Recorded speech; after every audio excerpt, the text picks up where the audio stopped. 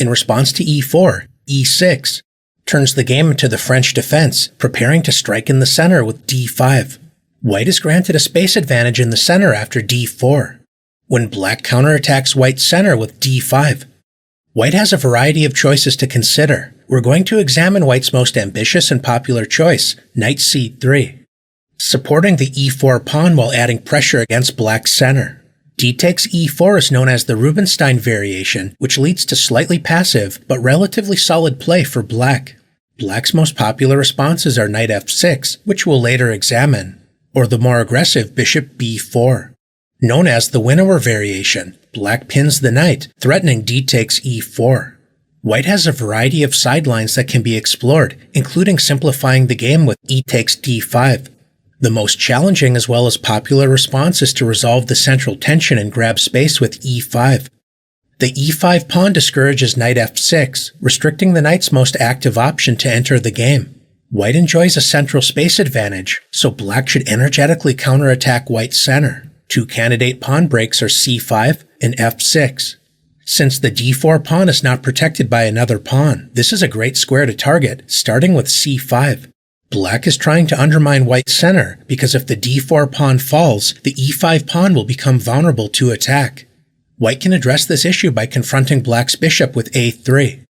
If black counterattacks white's knight with c takes d4, white will be happy to claim the bishop pair with a takes b4, leading to comfortable play for white. Bishop a5 is a sideline known as the Armenian variation. White has two strong responses, b4, unpinning the knight, and preparing the unpleasant knight b5, eyeing the weak d6 square. Queen g4, just like the mainline variation we're about to examine, places serious pressure against black's position.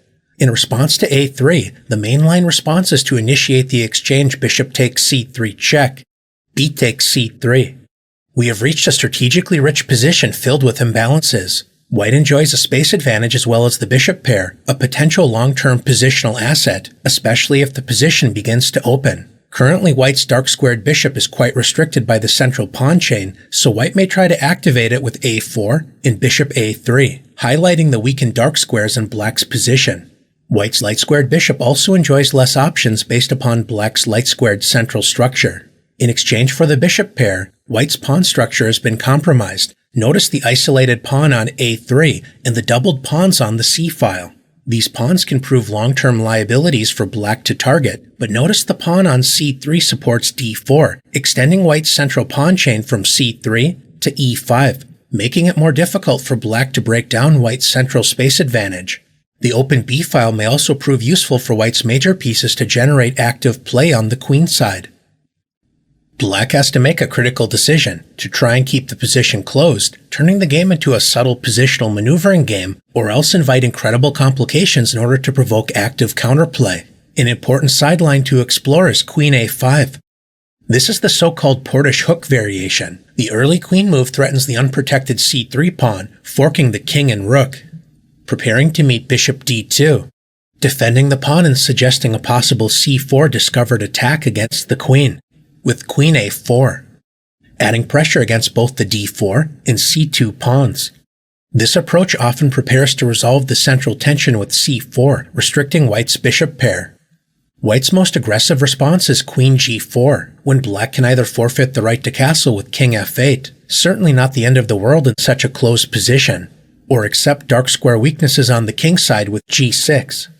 This is a line definitely worth exploring, and white may also consider a more subtle approach with queen b1, taking advantage of the open lines on the b-file, and black should not overlook the threat of bishop b5 check, forking the king and queen.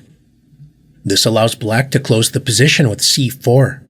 The closed nature of the position makes it difficult for either side to generate dangerous attacks early in the game. Since the center remains closed, both kings are under less pressure to commit to castling. White may decide to grab space on the king side with h4, or follow in the footsteps of Grandmaster Wang Hao with knight e2. Moving the knight to e2 may appear a bit strange at first sight, but we'll soon understand what white has in mind. If black would like to provoke complications on the king side, then the pawn break f6 is worth exploring. But Grandmaster Vasily Ivanchuk, playing black, preferred to keep the position closed with knight c6.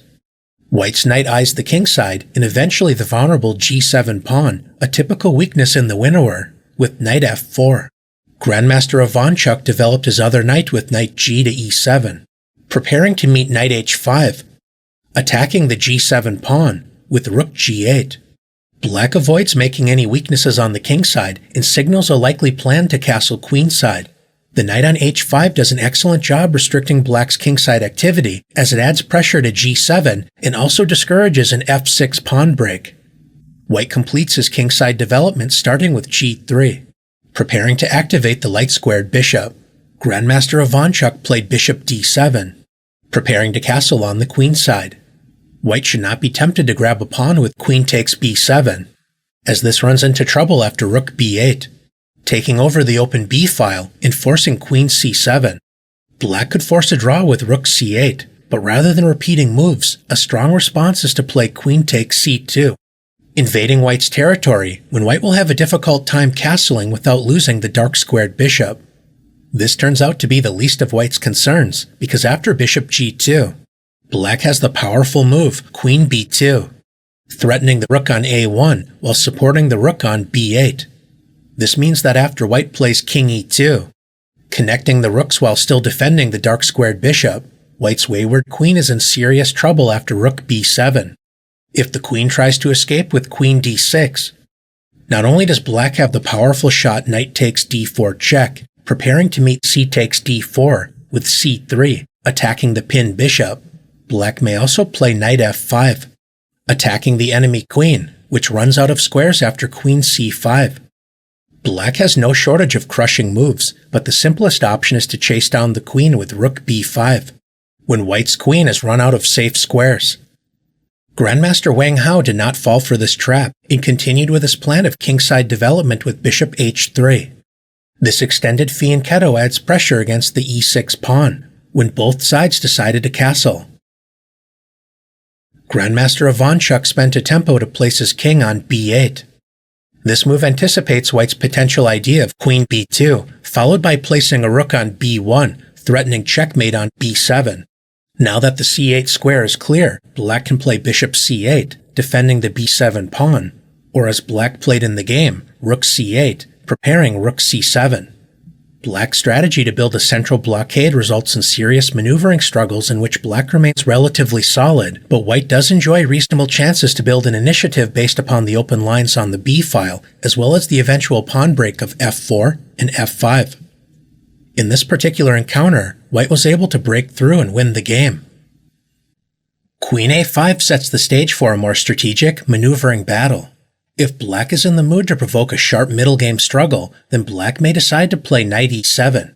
If White plays a natural developing move such as knight f3, not only can Black consider queen a5, another interesting choice is b6, preparing to exchange Black's light-squared bishop for its more active counterpart with bishop a6. The flank pawn moves a4, preparing bishop a3, as well as the ultra-aggressive h4, a somewhat trendy option that intends to grab more space and provoke weaknesses on the king side with h5, and if allowed, h6, should both be taken seriously. One option to explore against both of these flank pawn moves is queen a5, with similar ideas to the queen a5 lines we discussed earlier. White's most principled and challenging option is to take advantage of Black's vulnerable king side with queen g4, directly challenging Black's unprotected g7 pawn, a consequence of activating the winnower dark-squared bishop so early in the game. This is a critical moment in the opening, as Black's response defines the middle game struggle. Defending the g7 pawn with knight f5 is not a popular choice, as White can play bishop d3, attacking the knight, provoking additional kingside weaknesses in order to avoid an immediate loss of material. King f8 is a surprising way to defend the pawn, and may even look like a mouse slip, although it does forfeit castling rights. Accepting a somewhat awkward, passive position, it's actually not so easy to break down if Black remains patient.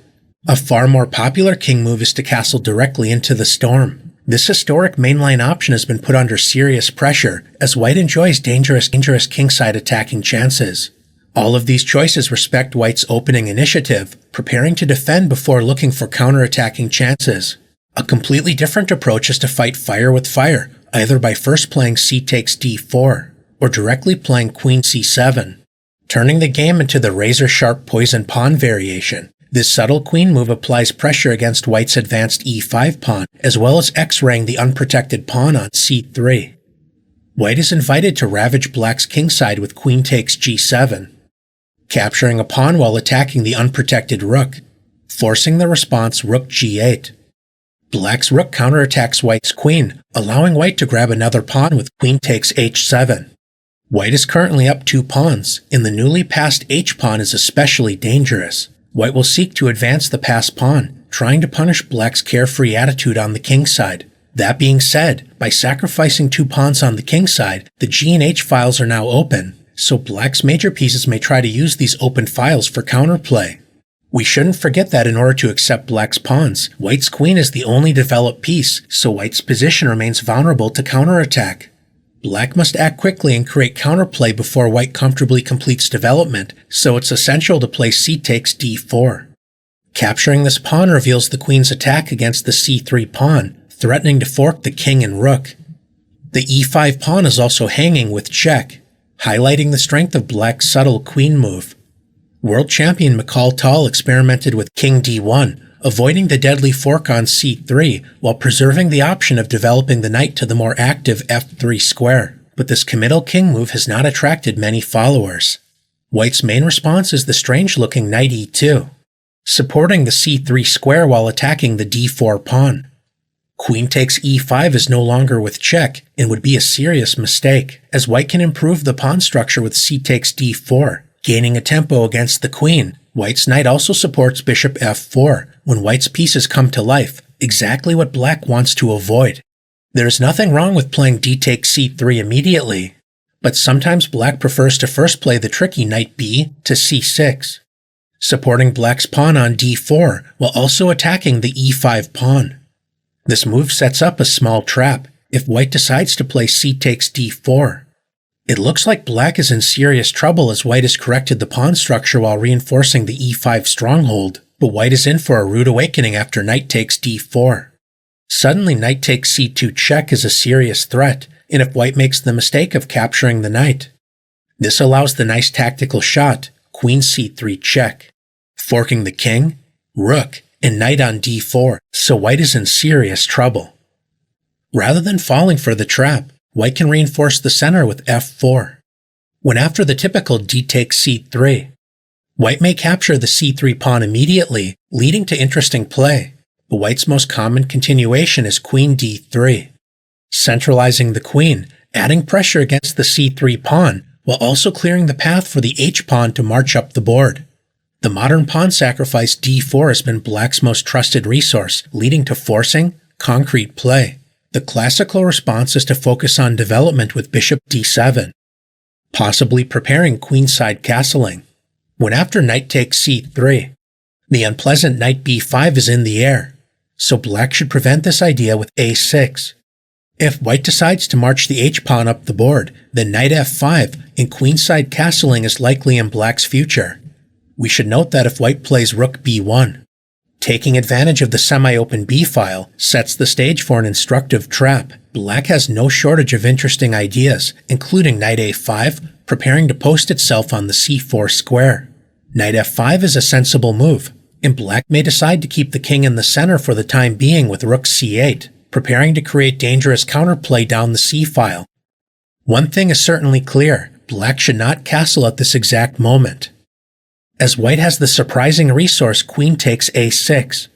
Thanks to the rook on b1, opening up the b-file with b takes a6 allows bishop takes a6 check, when black is forced to surrender the queen with queen b7, leading to an overwhelming advantage for white. The poison pawn variation sets the stage for a sharp struggle in which both sides must tread carefully, as a single slip can spell absolute disaster. The Winnower variation with bishop b4 often creates early imbalances with bishop takes c3, leading to sharp play with mutual chances. D takes e4 is known as the Rubinstein variation, known for its solid, somewhat passive play. A popular middle ground option is knight f6, immediately challenging white's center.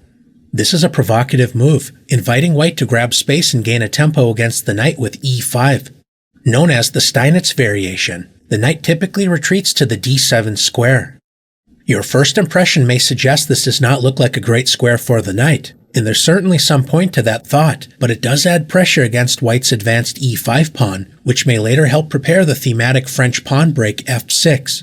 The knight also supports the other thematic French pawn break, c5, while also eyeing the b6 square to help fight for queenside control.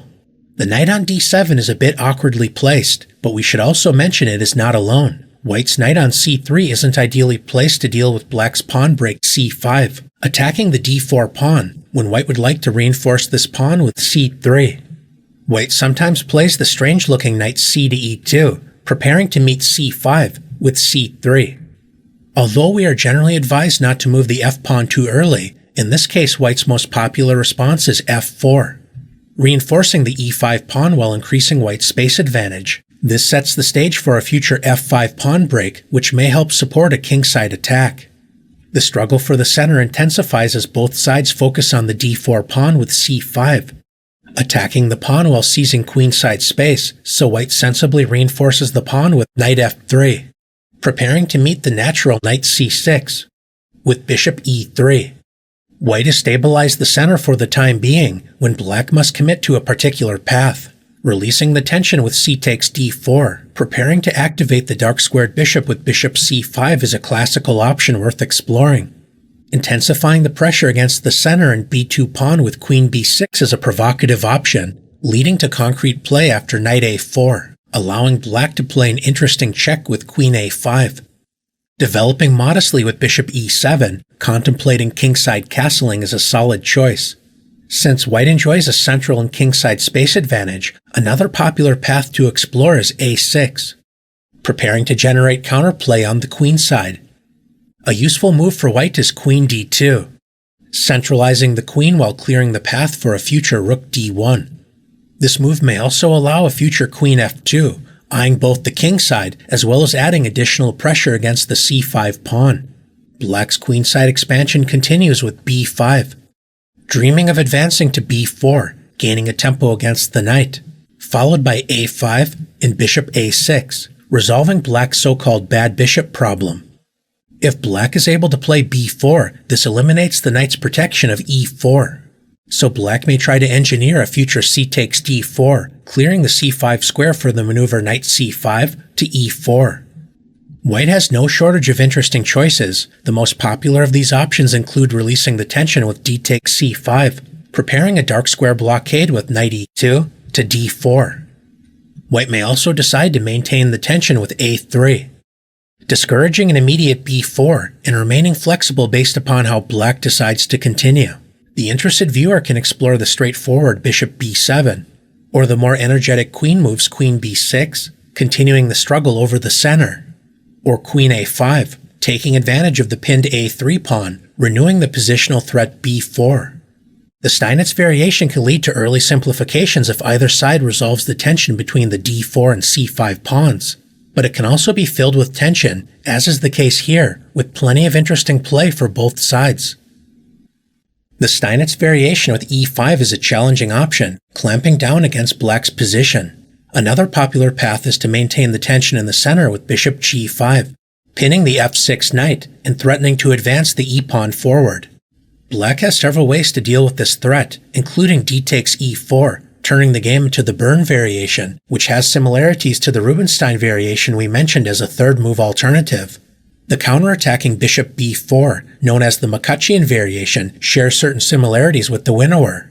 Or black may decide to enter the classical variation with the straightforward bishop e7, unpinning the knight, renewing the threat against the e4 pawn, provoking the pawn advance e5.